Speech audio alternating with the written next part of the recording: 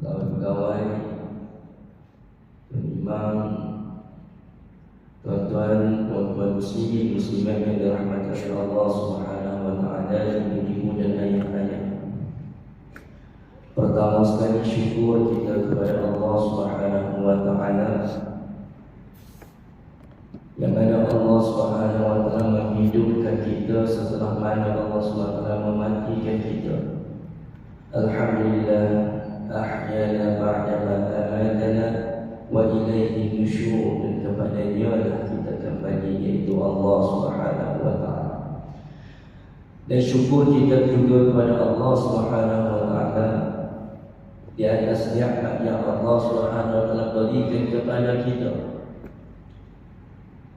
yaitu nikmat iman dan juga nikmat Islam yang Allah Subhanahu wa taala masih lagi berikan kepada kita senantiasa.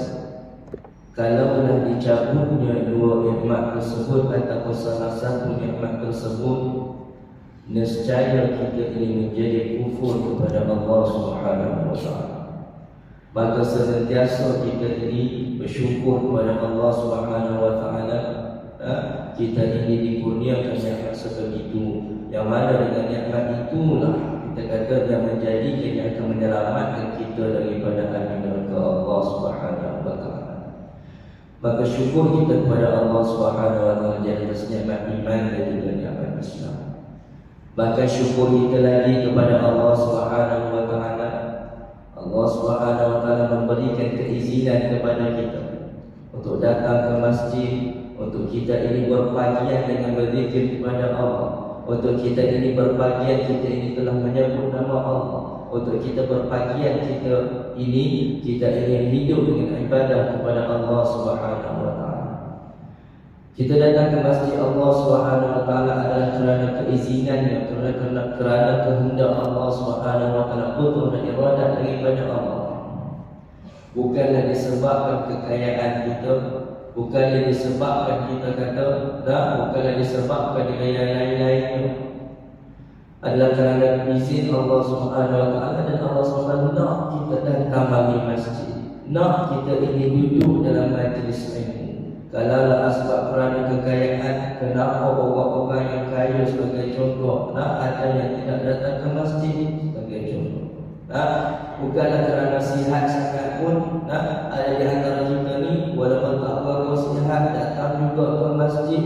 Kalau mana kerana kesihatan tersebut, saya ramai orang yang sihat datang ke masjid. Tapi kenapa orang tak sihat datang ke masjid?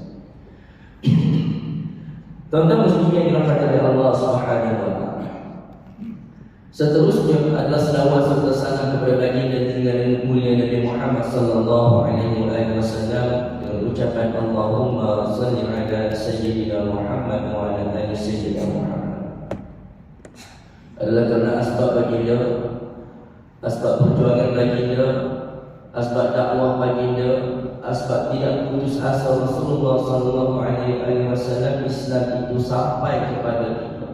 Kita ini dibesarkan, bahkan kita adalah dilahirkan daripada rahim orang Islam. Maka syukur kita kepada Allah Subhanahu wa taala dan perbanyak selawat kita kepada Rasulullah sallallahu alaihi wasallam. Tuan-tuan muslimin yang dirahmati oleh Allah Subhanahu wa taala, ibu-ibu dan ayah-ayah. Rasulullah sallallahu alaihi wasallam menyebut dalam satu hadis berkenaan dengan perihal kehidupan manusia, berkenaan dengan kehidupan kita, yaitu Nabi menyebut bahawa kullu bani Adam khata'un. Setiap daripada anak-anak Adam ini tidak mesti tidak, dia ini mesti kita kata melakukan kesalahan.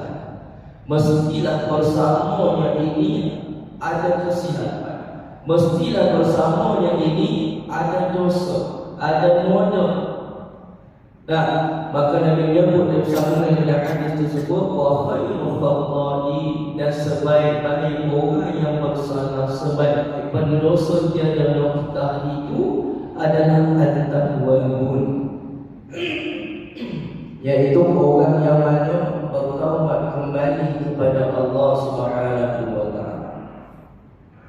Tidak ada seorang manusia pun yang di atas muka bumi Allah ini yang mana dia itu terlepas daripada melakukan silap dan salah. Tidak ada yang ada hanyalah yang kita sebutkan sebagai para rasul dan anbiya yang mana mereka ini maksumun ataupun mereka ini maksum terpelihara daripada melakukan silap dan salah. Ada pun manusia adat seperti biasa manusia kita ini, maka tidak terlepas daripada melakukan silap dan salah. Sama ada kita kata dosa dari sudut kecilnya, ataupun dosa dari sudut besarnya, ataupun dosa dari sudut sengajanya, ataupun tidak sengajanya, ataupun dosa yang dilakukan secara sembunyinya, ataupun dosa yang dilakukan secara terang-terangannya, ataupun kita kata Rasulullah Sayyidina Muhammad pada Nabi Sayyidina Muhammad dosa dengan Allah Subhanahu wa taala ataupun dosa sesama makhluk. Maka perkara itu kita ini tidak terlepas daripada melakukan salah satu daripada perkara ini. Sama ada kita kata dosa juga dari sudut lisannya, ataupun dosa dari sudut anggota tubuh banyak perlakuannya, fi'ilnya, ataupun dosa dari sudut hati. Maka manusia ini tidak terlepas daripada melakukan perkara itu. Maka oleh kerana demikian itulah Nabi menyebut bahawa sebaik-baik pendosa itu, sebaik-baik orang yang melakukan kesilapan dosa noda tersebut adalah mereka yang kembali kepada Allah Subhanahu wa taala. Maka muslimin yang dirahmati Allah Subhanahu wa taala, ulama menyebut bahawa manusia ini dia menanggung dosa, dan kita kata dia ini ada 5 cara sahaja yang mana untuk nak menghapuskan dosa tersebut. Sejak kita ini, saya ini tuan-tuan Rasulullah Sayyidina Muhammad juga menanggung dosa. Maka ada 5 sahaja yang disebutkan oleh ulama, maksudnya cara nak hapuskan dosa. Bagaimana kita kata 2 di dunia dan 5-nya di akhirat. 3-nya di akhirat. Yang pertamanya di dunia ini adalah dengan mengucapkan astagfirullah ataupun memohon keampunan kepada Allah, kembali kepada Allah. Astaghfirullah wa atubu ilaih. Astaghfirullah innallaha ghafurur rahim. Astaghfirullahal azim alladzi la ilaha illa huwal hayyul qayyum wa atubu ilaih. Allahumma anta rabbi la ilaha illa anta khalaqtani wa ana 'abduka wa ana 'ala ahdika wa 'ahdika mastata'tu. Maka muslimin yang dirahmati Allah Subhanahu wa taala, ibu dan yang ayah, yang pertama yang adalah cara nak cuci dosa. Kita kata seolah-olah yang Rasulullah Sayyidina Muhammad, malaikat ini akan tulislah dan segala perbuatan kita, 1 detik kita, setiap perkara semua ada akan tercatat di dalam buku amal. Yang baik ke, yang buruk ke, semuanya akan dicatat oleh malaikat. Sehingga perkara tersebut apabila kita di akhirat sana, apabila berada di mahsyar, kita akan terima satu buku, kita akan tengok apa yang dikatakan, la yuqalu ya waylatana ma li hadzal kitab la yughadiru saghiratan wa la kabiratan illa ahsaha. Disebutkan dalam surah Kahfi, bila mana terima sahaja buku ini, ya waylatana, celakalah kami ni, buku apa dapat? Terima buku apa ni? La yughadiru saghiratan wa la kabiratan, segala sekecil-kecil benda, sebesar-besar benda, semua itu dicatat, ditulis dalam buku tersebut, jadi namakan sebagai catatan amal. Dalam keadaan tersebut, maka bagaimana yang dicatat itu, bagaimana nak hapuskan, kita kata. Contohlah kalau ada di seluruh dunia ini, ada pen, kalau kita kata malaikat catat guna pen, kalau kita di seluruh dunia ada liquid paper ke, daripada contoh, sebagai contoh. Tulis pakai pensil, Rasulullah Sayyidina Muhammad boleh banyak guna pemadam, sebagai contoh. Maka dalam keadaan tersebut kita kata masih lagi ada kesan, kita kata. Tetapi dengan Allah Subhanahu wa taala, dengan kuasa istighfar tersebut diampunkan, dihapuskan, kita kata tanpa ada kesan. Maka dia ucapkan astaghfirullahal azim alladzi la ilaha illa huwal hayyul qayyum wa atubu ilaih. Muslimin yang dirahmati oleh Allah Subhanahu wa taala, ibu-ibu dan ayah-ayah, baginda Rasulullah sallallahu alaihi wasallam menyebut bahawa dalam sehari baginda itu beristighfar lebih-lebih 70 kali istighfar. Wa inni la astaghfirullah fil yawmi mi'atan marrah. Bahkan satu riwayat yang lain bahawa baginda Rasulullah sallallahu alaihi wasallam beristighfar dalam satu hari itu adalah melebihi, kita kata, 100 kali istighfar kepada Allah Subhanahu wa taala. Maka muslimin yang dirahmati oleh Allah Subhanahu wa taala, istighfar kita kepada Allah Subhanahu wa taala adalah sebagai tanda kita ini kembali kepada Allah, sebagai tanda kehambaan kita kepada Allah. Aku memohon ampun kepadamu ya Allah.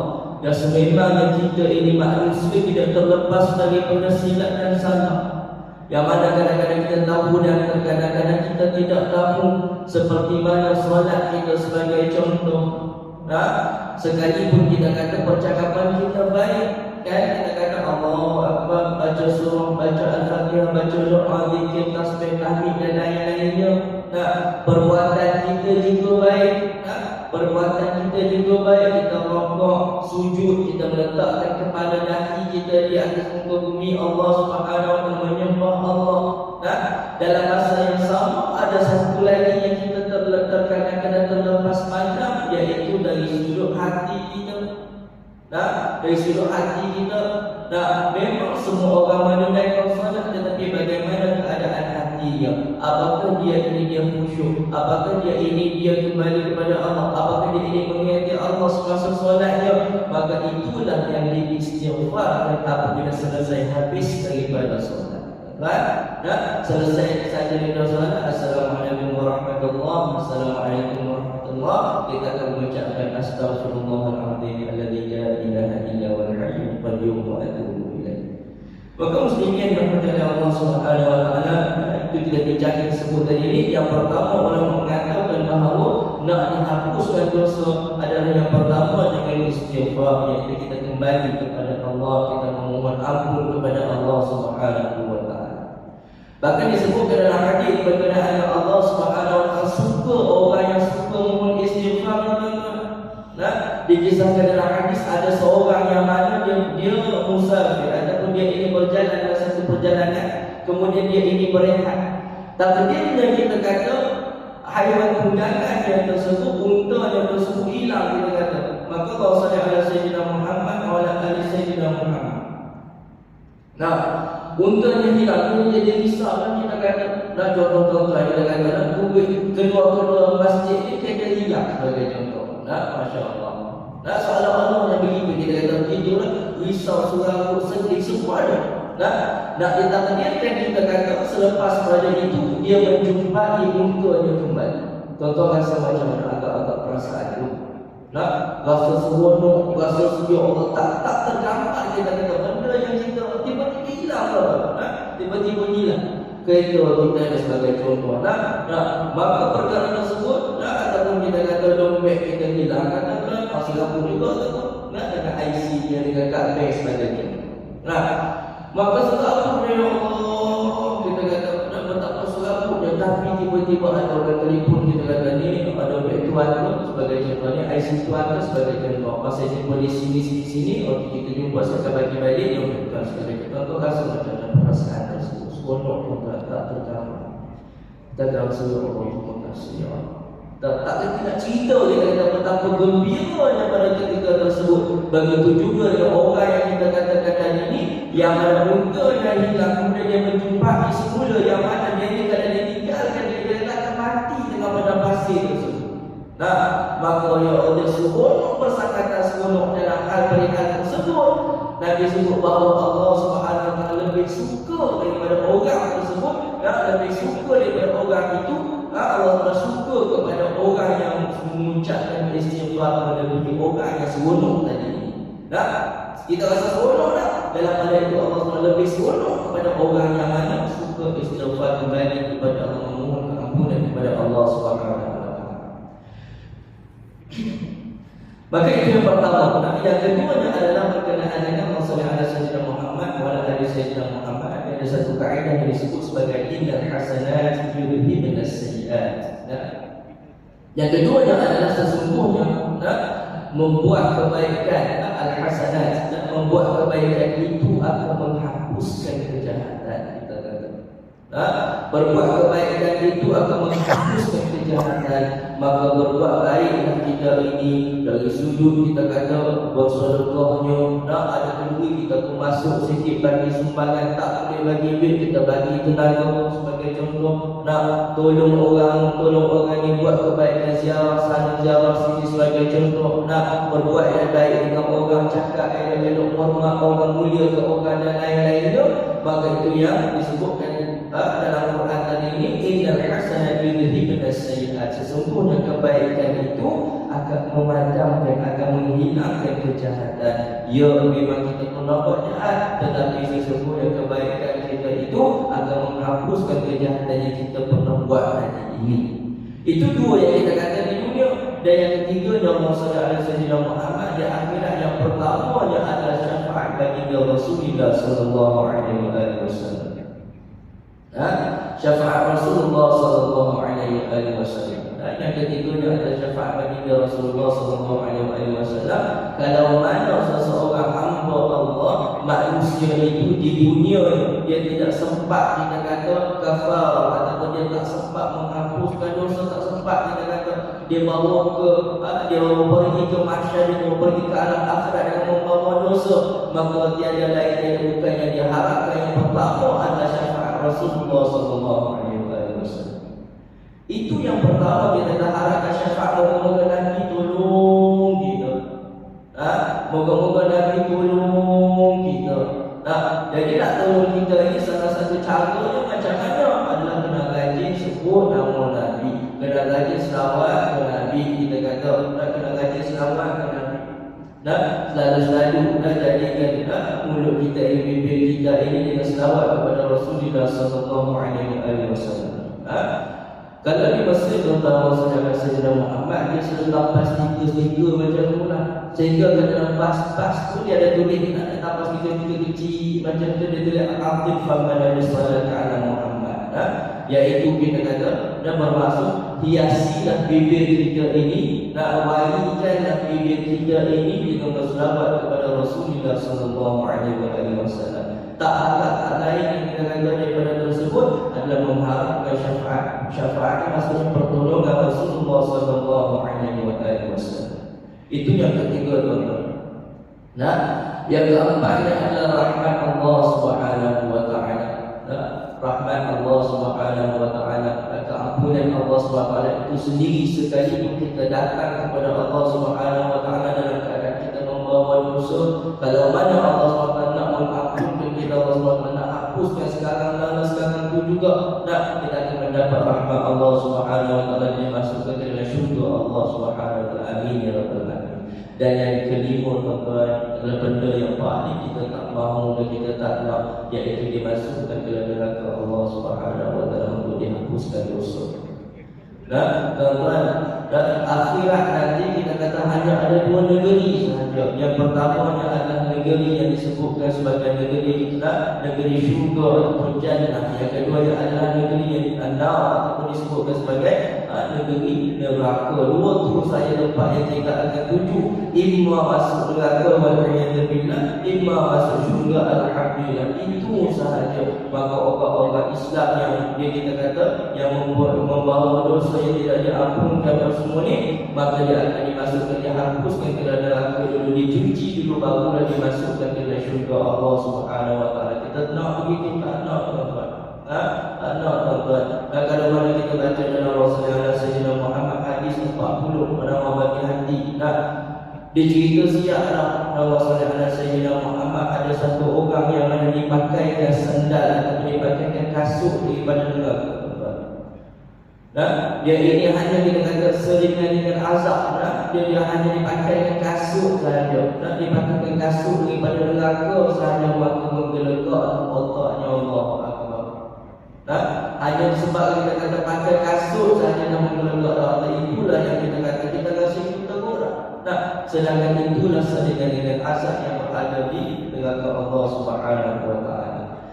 Maka muslimin yang dirahmati oleh Allah Subhanahu wa taala, kita nak pertama dan kedua kerana sabit kita ini berada di muka bumi Allah Subhanahu wa taala, maka kita mengharapkan yang pertama dan yang kedua, iaitu yang pertama adalah beristighfar kepada Allah Subhanahu wa taala. Lazimi istighfar kita, dan perbanyak istighfar kita. Jadi zikir harian kita dengan istighfar. Astaghfirullah, astaghfirullah, astaghfirullah, astaghfirullah, astaghfirullah. Kalau ada kita sebagai contoh, maka jadikan zikir harian astaghfirullah. Di samping kita sebut tahlil, tahmid, Allahu akbar, apa semua tu, haula la haula wala quwwata illa billah dan lain-lainnya. Jadikan juga kalimat istighfar itu sebagai zikir harian astaghfirullah, astaghfirullah, astaghfirullah, astaghfirullah. Dan kehidupan kita di atas muka bumi Allah Subhanahu wa taala, Rasulullah sebut dalam Al-Quran surah Al-Mulk ayat yang kedua berkenaan dengan alladzi khalaqal mauta wal hayata liyabluwakum. Dialah yang menjadikan kehidupan kita ini dan kematian kita selepas ini. Liyabluwakum, tujuannya untuk apa? Sebab apa Allah SWT jadikan kehidupan? Sebab apa Allah SWT jadikan kematian? Adalah liyabluwakum, adalah untuk menguji kamu ayyukum ahsanu amalan. Apakah di antara kita ini siapa yang paling baik amalannya? Maka Rasulullah Sayyidina Muhammad wa ala ali Sayyidina Muhammad, kehidupan kita di atas muka bumi ini tidak dapat kita kata kita mesti hidup dengan ujian Allah Subhanahu wa taala. Kehidupan kita di atas muka bumi ini penuh dengan ujian. Kita kata semua ini adalah ujian, kesenangan juga ujian, kesusahan juga ujian. Setiap detik itu adalah ujian Allah. Nak melihat bagaimana perihal seorang hamba itu dengan Allah Subhanahu wa taala. Dalam keadaan tersebut Nabi Muhammad sallallahu alaihi wasallam menyebut, yaitu barang siapa yang beristighfar, melazimkan dirinya dengan istighfar.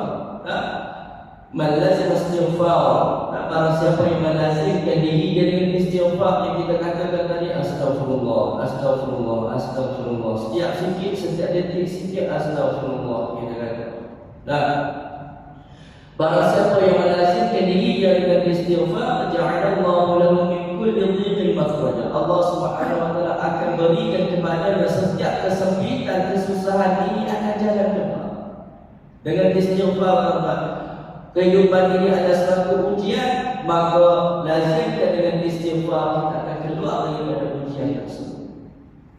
Kesusahan kehidupan dunia bermacam-macam masalah, masalah sekarang dengan sosial anak-anaknya, masalah sekarang kita kata dengan kesempitan hidupnya, dengan berbagai masalah yang kita hadapi sekarang. Maka Allah Subhanahu wa taala, maka Rasulullah sallallahu alaihi wasallam memberi jaminan kepada kita, barang siapa yang melazimkan dengan istighfarnya, Allah Subhanahu wa taala akan beri jalan keluar kepadanya daripada setiap masalah yang dia hadapi.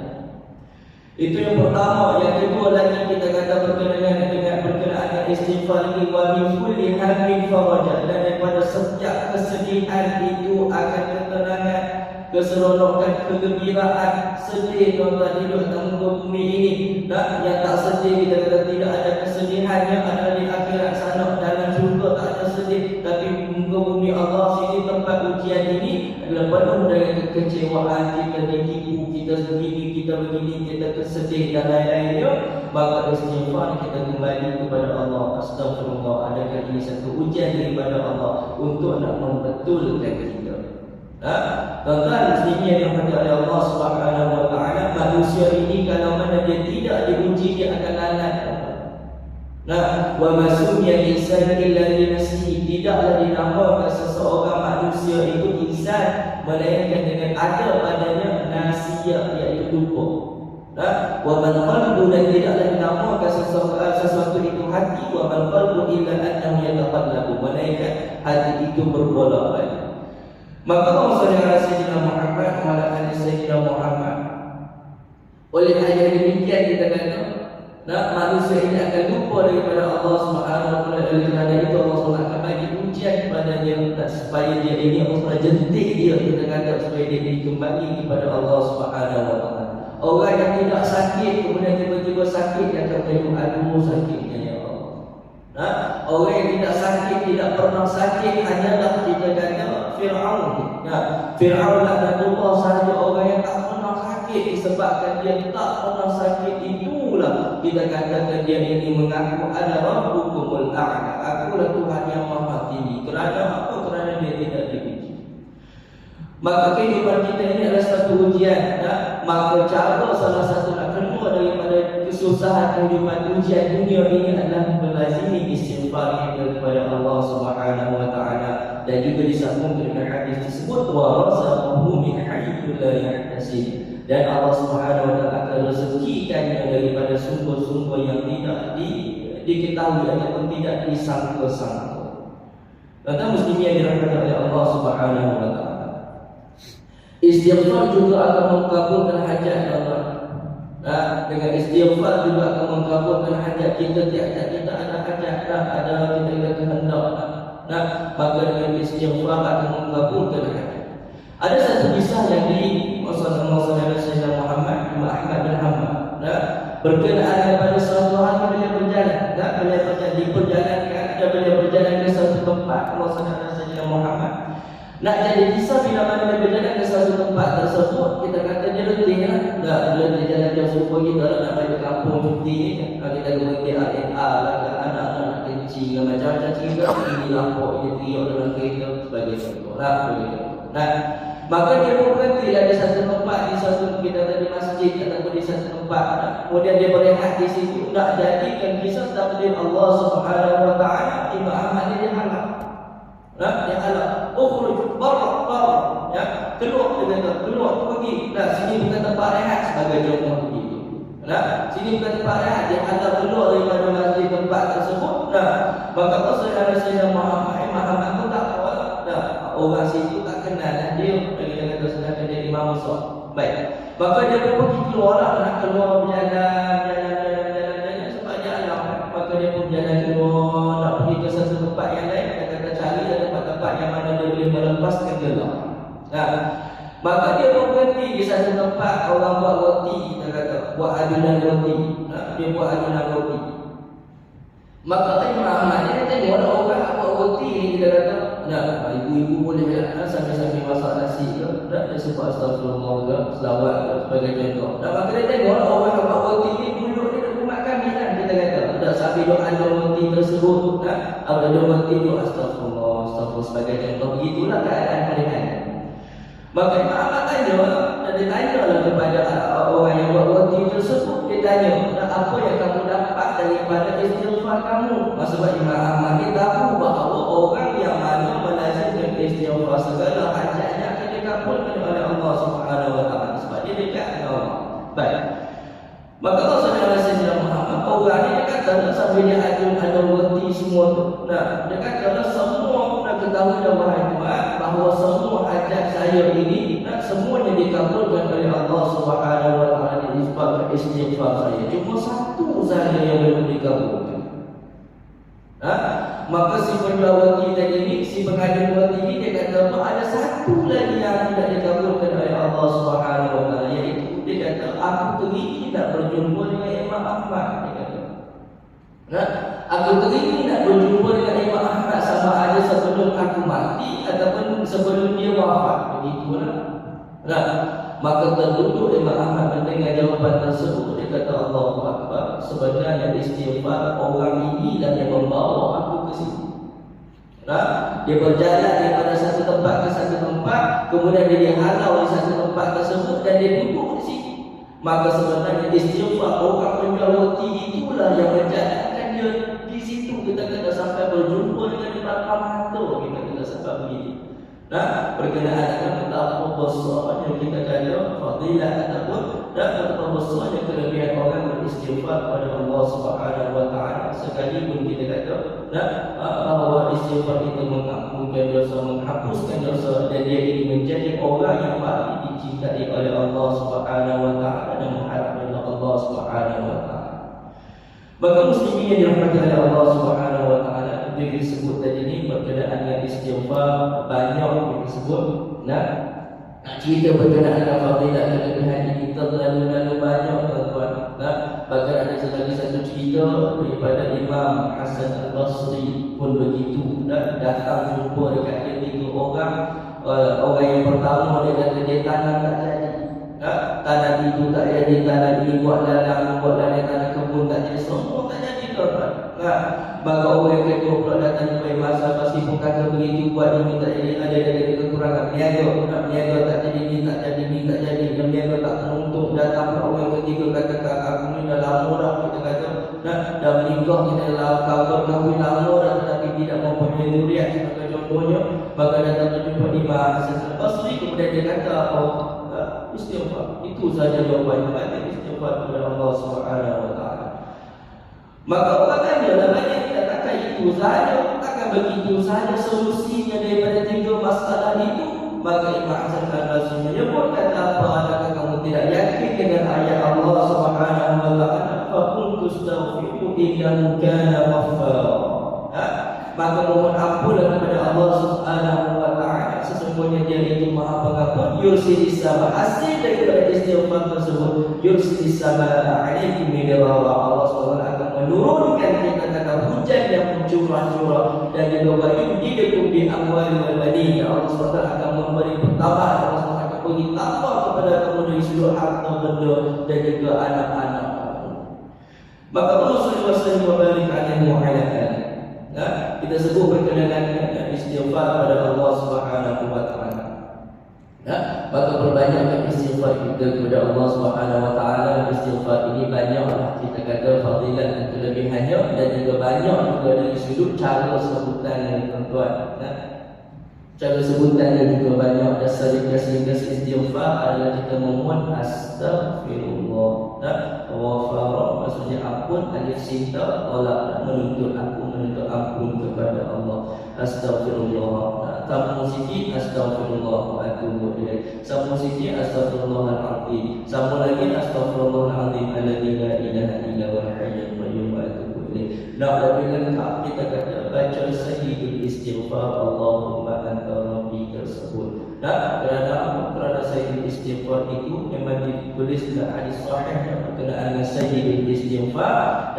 Yang mana sesiapa yang mana membaca sayyidul istighfar pada pagi harinya 3 kali dalam keadaan dia yakin kepada Allah Subhanahu wa taala, maka kalau mana ditakdirkan dia itu meninggal pada siang hari tersebut, dimasukkan ke dalam syurga Allah. Begitu juga barang siapa yang membaca sayyidul istighfar pada petang harinya atau malam harinya, kalau mana ditakdirkan dia itu meninggal pada waktu malamnya, maka dimasukkan ke dalam syurga Allah Subhanahu wa taala.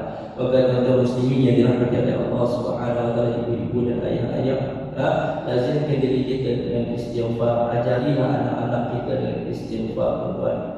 Anak-anak sekarang ni kita kata mulut begitu boleh tahan, pening kita tengok. Pelajar-pelajar saya pun begitulah keadaan mereka. Kalau kata mulut ni kita kata tak ada insurans, tak bercara, terus biasa di mulut. Masya-Allah, tabarakallah. Maka ajarlah dengan istighfar, ajarlah dengan istighfar. Kata muslimnya dengan Allah Subhanahu wa taala, sehingga sekadar itu sahaja perkongsian saya dengan tuan-tuan, ibu ayah sekalian, insyaallah. Dan kita akhiri majlis kita pada pagi ini dengan beristighfar kepada Allah Subhanahu wa taala. Astaghfirullah rabbal baraya, astaghfirullah minal khataya.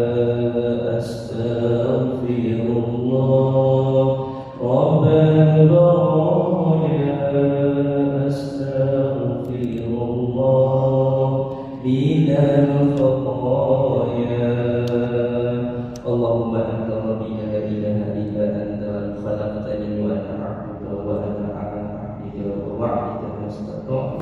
A'udzu bika min syarri ma sana'tu, a'udzu bika min 'amatika 'alayya wa a'udzu bika min faghfirli fa innahu la yaghfiru dhunuba illa anta. Aqulu qawli hadza wa astaghfirullahal 'azim li wa lakum wa lisa'iril muslimin muslimat wal mu'minin wal mu'minat wallahu subhanahu wa ta'ala. أعوذ بالله من الشيطان الرجيم. بسم الله الرحمن الرحيم. الحمد لله رب العالمين، والصلاة wassalamu ala asyrafil anbiya'i wal mursalin sayyidina maulana Muhammad wa ala alihi wa sahbihi ajma'in. Allahumma rabbana anfa'na bima 'allamtana wa bi'ilmina alladhi yanfa'una wa bi faqihina wa faqih lana. Allahumma faqihna fid din wa 'allimna ta'wil. Allahumma a'inna 'ala dhikrika wa syukrika wa husni ibadatik. Ya Allah, kami mohon kepadamu ya Allah, berikanlah kepada kami ubat yang sentiasa dengan untuk berbuat ibadat kepadamu ya Allah. Berikan kepada kami lidah yang sentiasa basah untuk kami ini berzikir menyebut namamu ya Allah. Lidah yang sentiasa basah untuk menyebut istighfar memohon keampunanmu ya Allah. Jadikanlah kami ini hamba-hamba yang sentiasa mendekatimu ya Allah. Jadikanlah kami ini hamba-hambamu yang sentiasa memohon keampunanmu kepadamu ya Allah.